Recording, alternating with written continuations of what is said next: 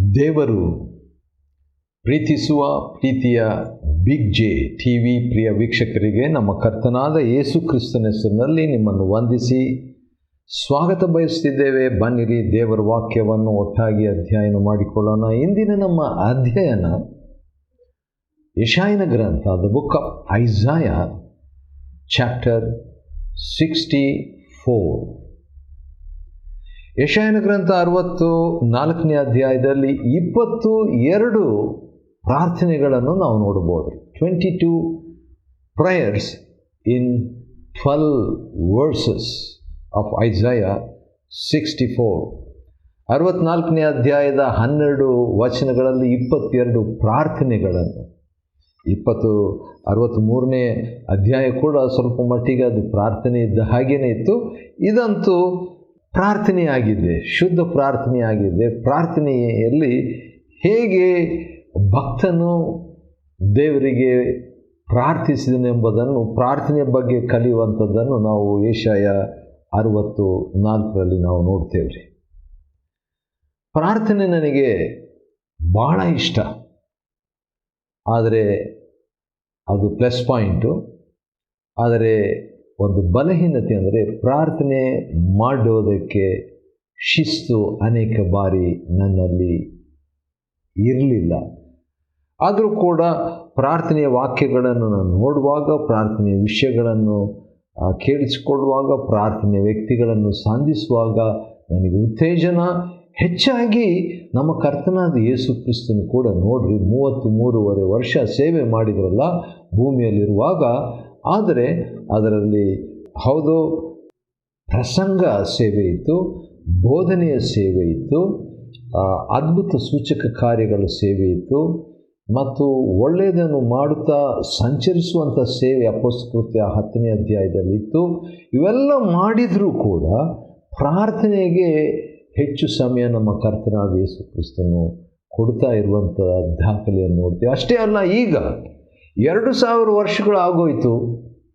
2000 ವರ್ಷಗಳು ಯೇಸು ಕ್ರಿಸ್ತನು ಈ ಲೋಕವನ್ನು ಬಿಟ್ಟು ಹೋಗಿ 2000 ವರ್ಷಗಳು ಆಯಿತು. ಆ 2000 ವರ್ಷಗಳಲ್ಲಿ ಏನು ಮಾಡ್ತಾ ಇದ್ದಾರೆ ಅಂತ ನೋಡುವಾಗ ರೋಮ 8, ಇಬ್ರಿಯ 7, 1 ಯೋಹಾನ 2,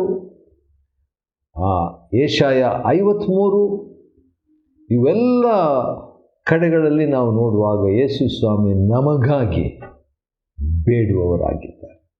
He is interceding for us. He is praying ministry of our Lord Jesus Christ. ಆದ ಕಾರಣ ಯೆಶಾಯನ ಗ್ರಂಥದಲ್ಲಿ 64ನೇ ಅಧ್ಯಾಯದಲ್ಲಿ ಪ್ರಾರ್ಥನೆಯ ಬಗ್ಗೆ ನಾವು ಒಂದು 22 ವಿಷಯಗಳನ್ನು ಕಲಿತುಕೊಳ್ಳೋಣ. ಬನ್ನಿರಿ, ಮೊದಲನೇದಾಗಿ ಆಹಾ ಅಂತ ಪ್ರಾರಂಭವಾಗ್ತೈತೆ. ಯಾವ ರೀತಿಯಾಗಿ ಯೆಶಾಯ 63 ಕೂಡ ಆಹಾ ಅಂತ ಸ್ಟಾರ್ಟ್ ಆಗ್ತದಲ್ವ, ಪ್ರಾರಂಭವಾಯ್ತಲ್ಲ. ಅದೇ ರೀತಿಯಾಗಿ 64 ಕೂಡ ಆಹಾ. ನೀನು ಭಕ್ತನು ಅಥವಾ ಯೆಶಾಯನು ದೇವರಿಗೆ ಹೇಳ್ತಿದ್ದಾನೆ, ದೇವರೇ ನೀನು ಆಕಾಶವನ್ನು ಸೀಳಿ ಇಳಿದು ಬರಬಾರ್ದೆ. ಕೆಲವು ಸಾರಿ ನಮಗೆ ಅನಿಸ್ತಾ ಇರ್ತದೆ, ನಾನು ಚಿಕ್ಕವನಿದ್ದಾಗ ನನಗೆ ಅನಿಸ್ತಾ ಇತ್ತು, ಅದೇನೆಂದರೆ ಏನಾದರೂ ದೊಡ್ಡ ಸಮಸ್ಯೆ ಬಂದಾಗ ನಾನು ರೆಕ್ಕೆ ತಗೊಂಡು ರೆಕ್ಕೆಯಿಂದ ಹಾರಿಕೊಂಡು ಬೇರೆ ದೇಶಕ್ಕೆ ಹೋಗಿಬಿಡಬೇಕು, ಸಮಸ್ಯೆ ಇದೆ ಅಂತ. ಆದರೆ ಇಲ್ಲಿ ಭಕ್ತನೇನು ಹೇಳ್ತಾನೆ, ದೇವರೇ ನೀನೇ ಆಕಾಶವನ್ನು ಸೀಳಿ ಇಳಿದು ಬರಬಾರದೆ ಅಂತ ಹೇಳ್ಬಿಟ್ಟು. ಮೊದಲನೇ ಪ್ರಾರ್ಥನೆಯ ಒಂದು ಅಂಶ, ಪ್ರೇಯರ್ ಪಾಯಿಂಟ್ ಏನಂದರೆ, ನೀನು ಬರಬಾರ್ದಾ ನಮ್ಮ ಹತ್ರ ಅಂತ. ಬಂದುಬಿಟ್ರು ದೇವರು 2000 ವರ್ಷಗಳ ಹಿಂದೆ. ಆದರೆ ಕ್ರಿಸ್ತನು ಬರೋದಕ್ಕೆ ಮುಂಚಿತವಾಗಿ ಭಕ್ತನ ಆ ರೀತಿಯಾಗಿ ಪ್ರೇಯರ್ ಮಾಡ್ತಾ ಇದ್ದನು. ಅವರ ಪ್ರೇಯರ್ನಲ್ಲಿ ಸ್ವಲ್ಪ ಲಿಮಿಟೇಷನ್ ಇರಲಿ. ಎರಡನೇದಾಗಿ ಅದೇ ಯೆಶಾಯನ ಗ್ರಂಥ 64 1ನೇ ವಚನದಲ್ಲಿ 2ನೇ ಪ್ರಾರ್ಥನೆಯ ಒಂದು ಅಂಶ ಏನಂದರೆ, ನಿನ್ನ ದರ್ಶನವು ಉಂಟಾಗಿ. ಮೊದಲನೇದಾಗಿ ದೇವರ ಇಳಿದು ಬರುವಿಕೆಗಾಗಿ ಒಂದು ಪ್ರಾರ್ಥನೆ ಮಾಡಿದ. ಎರಡನೇದಾಗಿ ನಿನ್ನ ದರ್ಶನ ಬೇಕು, ನೀನು ಕಾಣಿಸ್ಕೋಬೇಕು. ಚಿಕ್ಕವನಿದ್ದಾಗ ನನಗೆ ಇನ್ನೂ ನೆನಪಿದೆ, ನಾನು ದೇವರೇ ನನಗೆ ನೀನು ಕಾಣಿಸ್ಕೋಬೇಕು, appear to me lord, I want to see ಎಂಬುದಾಗಿ ಮಾಡ್ತಿದ್ದೆ. ಅದೇ ರೀತಿಯಾಗಿ ಇಲ್ಲಿ ಕೂಡ ಭಕ್ತನು ನಿನ್ನ ದರ್ಶನ ಉಂಟಾಗಿ ಎಷ್ಟೋ ಒಳ್ಳೆಯದು, ದರ್ಶನ ಉಂಟಾಗ್ಬಿಟ್ರೆ ಎಷ್ಟು ಒಳ್ಳೆಯದು ಅಂತ ಹೇಳ್ತಿದ್ದಾನೆ. ಮೂರನೇ ಪ್ರಾರ್ಥನೆ ವಿಷಯ 3ನೇ ವಚನದಲ್ಲಿದೆ. ಅದೇನಂತ ಹೇಳಿದರೆ, ನಮ್ಮ ನಿರೀಕ್ಷೆಗೆ ಮೀರಿದ ಭಯಂಕರ ಕೃತ್ಯಗಳನ್ನು ನಡೆಸಿ. ದೇವರೇ, ನಮ್ಮ ನಿರೀಕ್ಷೆಗೆ ಮೀರಿದಂಥ ದೊಡ್ಡ ದೊಡ್ಡ ಕಾರ್ಯಗಳನ್ನು ನಡೆಸು ಅಂತ ಹೇಳ್ಬಿಟ್ಟು ಆ ರೀತಿಯಾಗಿ ನಾವು ಪ್ರಾರ್ಥನೆ ಮಾಡೋದು ಒಳ್ಳೆಯದು. ಮೊನ್ನೆ ತಾನೇ ನಮ್ಮ ಕೆಲವು ವ್ಯಕ್ತಿಗಳೊಂದಿಗೆ ನಾವು ಡಿಸ್ಕಸ್ ಮಾಡ್ತಾ ಇದ್ವಿ. ಹೌದು, ದೇವರು ಅದ್ಭುತಗಳ ದೇವರು, ಅದ್ಭುತಗಳಲ್ಲಿ ದೊಡ್ಡ ಅದ್ಭುತ ನಮ್ಮ ಆತ್ಮ ರಕ್ಷಣೆಯ ಅದ್ಭುತ ಎಂಬುದಾಗಿ.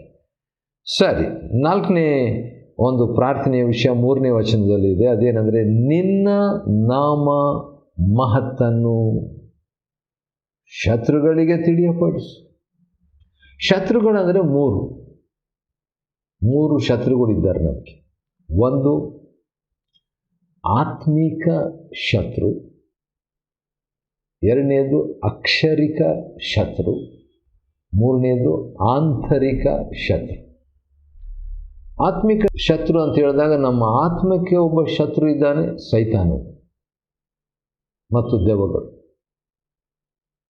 ಅಕ್ಷರಿಕ ಶತ್ರುಗಳಂದರೆ ಲಿಟ್ರಲ್ ಎನಿಮೀಸ್, ನಿಜವಾಗಿ ನಮ್ಮನ್ನು ಕಂಡ್ರೆ ಆಗಲ್ಲ ಅನ್ನುವಂಥ ಒಬ್ಬರಿಬ್ಬರು, ಕೆಲವರು ಇರ್ಬೋದು, ಕೆಲವರು ಜಾಸ್ತಿ ಇರ್ಬೋದು, ನನಗಂತೂ ಯಾರಿದ್ದಾರೆ ನೆನಪಿಲ್ಲ. ಆದರೆ ಅಕ್ಷರಿಕ ವೈರಿಗಳು. ಮೂರನೇದು ಆಂತರಿಕ ವೈರಿಗಳು. ಆಂತರಿಕ ವೈರಿಗಳಂದರೆ ಇನ್ವರ್ಡ್ ಎನಿಮೀಸ್. ಯಾರು? ಕೋಪ ವೈರಿ, ದ್ವೇಷ ವೈರಿ, ಹೊಟ್ಟೆ ಕಿಚ್ಚು ವೈರಿ, ಮೋಹ ವೈರಿ, ಹಣದಾಶೆ ವೈರಿ, ಅಸೂಯತನ ವೈರಿ, ಚಿಂತೆ ವೈರಿ, ಗರ್ವ ವೈರಿ. ಈ ರೀತಿಯಾಗಿ ವೈರಿಗಳಿದೆ. ಆದರೆ ನಮ್ಮ ಪ್ರೇಯರ್ ಏನಂತ, ನಮ್ಮ ಪ್ರಾರ್ಥನೆ ಏನಂತ ಮಾಡ್ಬೋದು? ನಿನ್ನ ನಾಮ ಮಹತ್ತನ್ನು ನಿನ್ನ ಶತ್ರುಗಳಿಗೆ ತಿಳಿಯಪಡಿಸು ದೇವರೇ.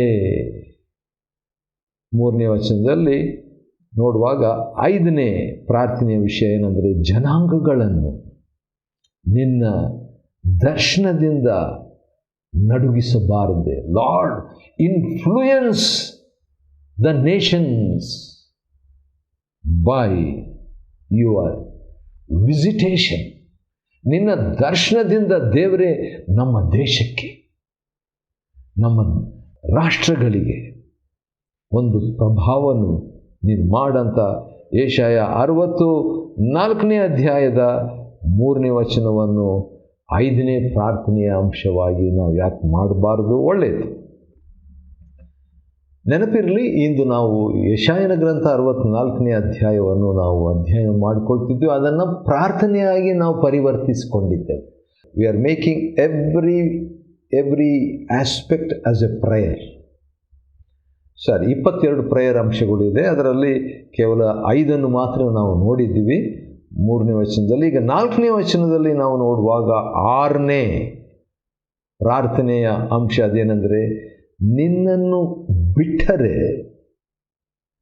ನಿರೀಕ್ಷಿಸುವವನಿಗೆ ಕಾರ್ಯಕರ್ತನಾದ ಯಾವ ದೇವರನ್ನು ಆದಿಯಿಂದ ಯಾರೂ ಕೇಳಲಿಲ್ಲ. ದೇವರೇ, ನಿನ್ನನ್ನು ಬಿಟ್ಟರೆ ನಮ್ಗೆ ಬೇರೆ ಗತಿ ಇಲ್ಲ ಅಂತ ಸಿಂಪಲ್ ಆಗಿ ಹೇಳಬೇಕಾದ್ರೆ ಆ ರೀತಿಯಾಗಿ ಹೇಳ್ತಿದ್ದಾನೆ. ನನಗೊಂದು ಹಾಡು ಭಾಳ ಇಷ್ಟ, ಕನ್ನಡದಲ್ಲಿದೆ.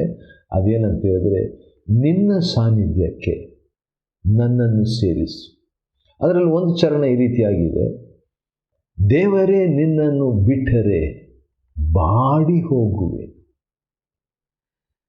ದೇವರೇ ನಿನ್ನನ್ನು ಬಿಟ್ಟರೆ ಬಾಡಿ ಹೋಗುವೆ. ದೇವರನ್ನು ಬಿಟ್ಟುಬಿಟ್ರೆ ನಾವು ಬಾಡಿ ಹೋಗ್ಬಿಡ್ತೀವಿ ಅಂತ ಒಂದು ಅಂಶ ಇಲ್ಲಿ ಬಂದಿದೆ, ವಿಷಯ ಬಂದಿದೆ. ನಿನ್ನನ್ನು ಬಿಟ್ಟರೆ ನಿರೀಕ್ಷಿಸುವವನಿಗೆ ಕಾರ್ಯಕರ್ತನಾದ ಯಾವ ದೇವರನ್ನೂ ಆದಿಯಿಂದ ಯಾರೂ ಕೇಳಲಿಲ್ಲ, ಯಾರ ಕಿವಿಗೂ ಬೀಳಲಿಲ್ಲ, ಯಾರ ಕಣ್ಣು ಕಾಣಲಿಲ್ಲ.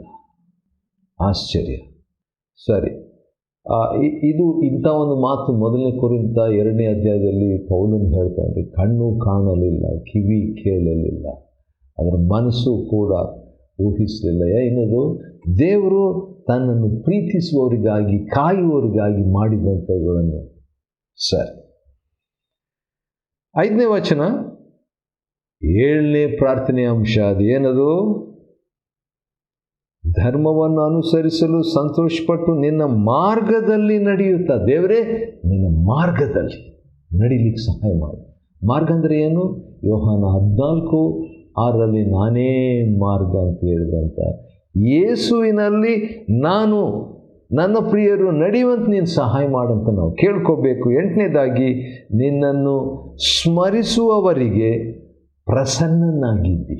Wow, what a word, what a word! ಎಂಥ ಮಾತು ನೋಡ್ರಿ.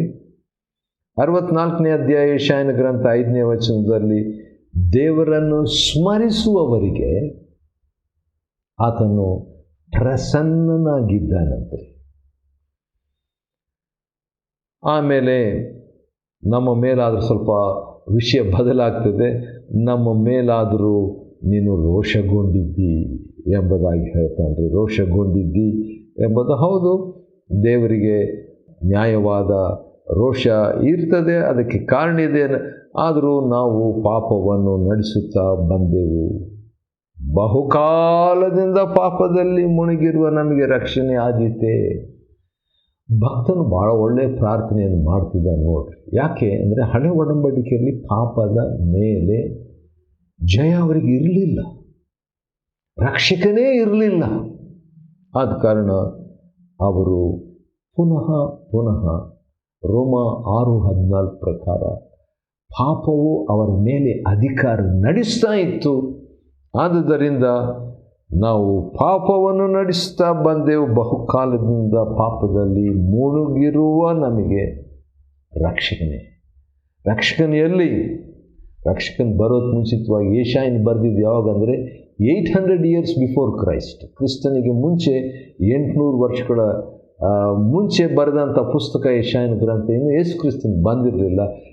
700-800 ವರ್ಷ ಆದಮೇಲೆ ಯೇಸು ಕ್ರಿಸ್ತನ್ ಬಂದನು. ಆದ ಕಾರಣ ಇಂಥ ಪ್ರೇಯರ್ ಅವರು ಮಾಡ್ತಾಯಿದ್ರು. ನಾವು ಇಂಥ ಪ್ರೇಯರ್ ಮಾಡಬೇಕಾಗಿಲ್ಲ. ಹಾಗಾದ್ರೆ ಏನಂತ ಪ್ರೇಯರ್ ಮಾಡ್ಬೋದು? ರಕ್ಷಕನನ್ನು ನಮಗೆ ಕೊಟ್ಟಿದ್ದೆ, ಅದಕ್ಕಾಗಿ ನಿನ್ನ ಸ್ತೋತ್ರ. ಯೇಸು ಕ್ರಿಸ್ತನನ್ನು ಕಳಿಸಿದ್ದಿ, ಆತನು ನಮ್ಮಲ್ಲಿದ್ದುಕೊಂಡು ಪಾಪದ ಮೇಲೆ ಜಯವನ್ನು ನಮಗೆ ಅನುಗ್ರಹಿಸು ದೇವರೇ ಅಂತ ಬೇಡಬೇಕು. ಇರಲಿ. 64ನೇ ಅಧ್ಯಾಯ ಯೆಶಾಯನ ಗ್ರಂಥ 7ನೇ ವಚನದಲ್ಲಿ ನಾವು ನೋಡುವಾಗ, ಈಗ ನಿನ್ನ ಹೆಸರೆತ್ತಿ ಪ್ರಾರ್ಥಿಸಿ.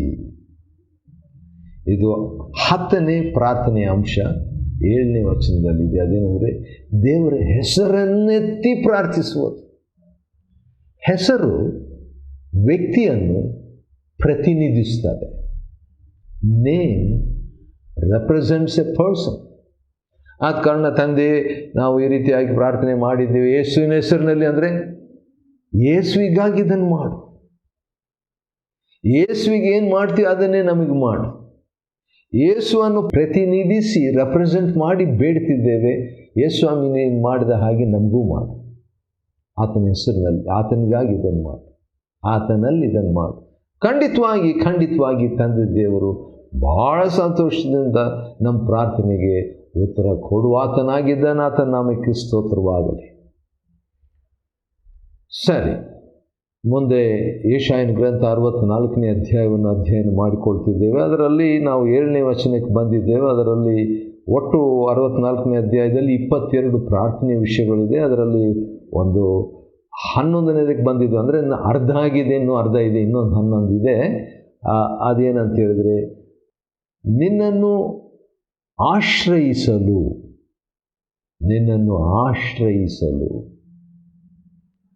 ತ್ರಾಣ ತಂದುಕೊಳ್ಳುವವನು ಎಲ್ಲಿಯೂ ಇಲ್ಲ. ದೇವರನ್ನು ಆಶ್ರಯಿಸಬೇಕು. ಎಲ್ಲಿಯೂ ಇಲ್ಲ ಅಂತ ಬೇರೆಯವ್ರ ಬಗ್ಗೆ ನಾವು ಹೇಳಬಾರ್ದು. ದೇವರೇ ನನ್ನಲ್ಲಿಲ್ಲ ಎಂಬುದಾಗಿ ಹೇಳಬೇಕು. ಮಂಗಳೂರಿನಲ್ಲಿ ಒಂದು ಸಾರಿ ಪ್ರಾರ್ಥನೆಯ ವಿಷಯ, ಲೋಗೋಸ್ ಶಿಪ್ನಲ್ಲಿ ಪ್ರಾರ್ಥನೆಯ ವಿಷಯ ಆಯಿತು. ಆದ ಕಾರಣ ಒಂದು ಸುಮಾರು 100 ಜನರು ದೇವ್ರ ಸೇವಕರುಗಳು ಸೇರಿದ್ರು. ಆವಾಗ ಏನೇನು ಪ್ರಾರ್ಥನೆ ವಿಷಯಕ್ಕಾಗಿ ನಾವು ಬೇಡ್ಕೊಳ್ಬೇಕು ಹೇಳ್ರಿ ಅಂತ ಹೇಳ್ಬಿಟ್ಟು ಪ್ಯಾಟ್ರಿಕ್ ಜಾನ್ಸ್ಟನ್ ಅಂತ ಹೇಳ್ಬಿಟ್ಟು ಆಪರೇಷನ್ ವರ್ಲ್ಡ್ ಎಂಬ ಪುಸ್ತಕವನ್ನು ಬರೆದಂಥವರು ಒಂದೊಂದಾಗಿ ಪ್ರೇಯರ್ ರಿಕ್ವೆಸ್ಟ್ ಹೇಳಿದರು. ವೈರಿಗಳಿಗಾಗಿ ಪ್ರಾರ್ಥನೆ ಮಾಡೋಣ, ಅವ್ರಿಗಾಗಿ ಪ್ರಾರ್ಥನೆ ಮಾಡೋಣ, ನಾವು ಕ್ರೈಸ್ತರಿಗಾಗಿ ಬೇಡಣ ಅಂತ ಹೇಳಿದಾಗ ಒಬ್ಬರು ಎದ್ದು ಈ ರೀತಿಯಾಗಿ ಪ್ರಾರ್ಥನೆ ಮಾಡಿದರೆ ಆ ಪ್ರಾರ್ಥನೆ ವಾತಾವರಣನೇ ಚೇಂಜ್ ಆಗಿಬಿಡ್ತು. ಅವ್ರೇನು ಹೇಳಿದ್ರು, ದೇವರೇ ನಾವೇ ನಿನಗೆ ಅಡ್ಡಿಗಳು, ಬೇರೆಯವರಲ್ಲ ಅಂತ ಹೇಳಿದಾಗ ಬಹಳ ಭಾಳ ವಯಸ್ಸಾದಂಥ ವ್ಯಕ್ತಿ ಆ ರೀತಿಯಾಗಿ ಪ್ರಾರ್ಥನೆ ಮಾಡಿದರು. ಬಂಗೇರ ಅಯ್ಯನವರು. ಅದು ಇನ್ನೂ ನನಗೆ ನೆನಪಿದೆ. ಇಲ್ಲಿ ಕೂಡ ನಾವು ನೋಡುವಾಗ ಎಲ್ಲಿಯೂ ಯಾರೂ ಇಲ್ಲ ಅನ್ನೋದಕ್ಕೆ ಬದಲು ನಾವು ಅದನ್ನು ಪರ್ಸ್ನಲ್ ಆಗಿ ಅಪ್ಲೈ ಮಾಡಿ ಬೇಡಿಕೊಳ್ಬೇಕು. ಯಾಕಂತ ಹೇಳಿದ್ರೆ ದೇವರು ನಮ್ಮ ಅಪರಾಧವನ್ನು ಅದರ ಬಗ್ಗೆ ಆತನು ವಿಮುಖನಾಗಿದ್ದಾನಂತ ಹೇಳ್ಬಿಟ್ಟು 8ನೇ ವಚನ 64ನೇ ಯೆಶಾಯ 8ನೇ ವಚನದಲ್ಲಿ, ಈಗಲಾದರೂ ಯೆಹೋವನೇ ನೀನು ನಮ್ಮ ತಂದೆಯಾಗಿದ್ದಿ. ವಾವ್! ಹಳೆ ಒಡಂಬಡಿಕೆಯಲ್ಲಿ ಯಾರು ಹೀಗೆ ಪ್ರೇಯರ್ ಮಾಡ್ತಿದ್ದಿಲ್ಲ. ನೀನು ನಮಗೆ ತಂದೆಯಾಗಿದ್ದಿ ಅಂತ ಹೇಳ್ತಿದ್ರು. ಯೆಶಾಯ 64 ಮತ್ತು 8ನೇ ವಚನ, ಅಥವಾ ಯೆಶಾಯ 63 16ನೇ ವಚನ. ಹೌದು, ದೇವರೇ ಯೆಹೋವ ನೀನೇ ನಮ್ಮ ಪಿತೃ ಅಂತ ಹೇಳ್ತಿದ್ರು ಇಂಡೈರೆಕ್ಟ್ ಆಗಿ. ಆದರೆ ತಂದೆ ಅಂತ ಯಾರು ಕರಿತಿದ್ದಿಲ್ಲ ಅಷ್ಟು ಈಸಿಯಾಗಿ. ಆದರೆ ನಮ್ಮ ಕರ್ತನಾದ ಯೇಸು ಕ್ರಿಸ್ತನು ಮತ್ತೆ 6ನೇ ಅಧ್ಯಾಯದಲ್ಲಿ ನೀವು ಪ್ರೇಯರ್ ಮಾಡುವಾಗ ಪರಲೋಕದಲ್ಲಿರುವ ನಮ್ಮ ತಂದೆಯೇ, 9ರಿಂದ ಇರುವಂಥ ವಾಕ್ಯಗಳಲ್ಲಿ ನಮಗೆ ತಂದೆಯೇ ಅಂತ ಕರೆದು ಪ್ರೇಯರ್ ಮಾಡು ಎಂಬುದಾಗಿ ನಮಗೆ ಹೇಳಿಕೊಡುವ ಆತನು ಆಗಿದ್ದಾನ್ರಿ. ಆತನ ನಾಮಕ್ಕೆ ಸ್ತೋತ್ರವಾಗಲಿ. ಹಳೆ ಒಡಂಬಡಿಕೆಯಲ್ಲಿ ದಾವಿದನಾಗಲಿ, ಮೋಶೆ ಆಗಲಿ, ಅಥವಾ ಯೆಶಾಯನಾಗಲಿ, ಯೆರೆಮೀಯನಾಗಲಿ, ಯೆಹೋಶುವನಾಗಲಿ, ಕೀರ್ತನೆಗಾರರಲ್ಲಿ ಅನೇಕ ಕೀರ್ತನೆಗಳು ಅವರು ಪ್ರಾರ್ಥನೆ ಮಾಡುವಾಗ ದೇವರಿಗೆ ಯೆಹೋವನೇ ನಮ್ಮ ಕೋಟೆಯೇ, ನಮ್ಮ ಬಂಡೆಯೇ, ನಮ್ಮ ಗುರಾಣಿಯೇ, ನಮ್ಮ ಆಶ್ರಯವೇ, ನಮ್ಮ ದುರ್ಗವೇ, ಹೀಗೆಲ್ಲ ಪ್ರಾರ್ಥನೆ ಮಾಡ್ತಿದ್ರು. ಆದರೆ ನಮ್ಮ ಕರ್ತನಾದ ಯೇಸು ಕ್ರಿಸ್ತನ ಕ್ರಿಸ್ತಪೂರ್ವ ಪ್ರಾರ್ಥನೆಯನ್ನು ಕ್ರಿಸ್ತ ಶಕ ಪ್ರಾರ್ಥನೆಯಾಗಿ ತಂದೆಯೇ, ನಮ್ಮ ತಂದೆ, ಪರಲೋಕದಲ್ಲಿರೋ ನಮ್ಮ ತಂದೆ ಅಂತ ಹೇಳ್ಕೊಡುವಾಗ ಯೆಶಾಯ 64 8ನೇ ವಚನದಲ್ಲಿ 8ನೇ ವಚನ ನನಗೆ ನೆನಪಾಗ್ತದೆ. ಯಾಕಂತ ಹೇಳಿದ್ರೆ, ಈಗಲಾದರೂ ಯೆಹೋವನೇ ನೀನು ನಮ್ಮ ತಂದೆಯಾಗಿದ್ದಿ. ವಾವ್! ಯೆಹೋವನೇ ನಾವು ಜೇಡಿಮಣ್ಣು,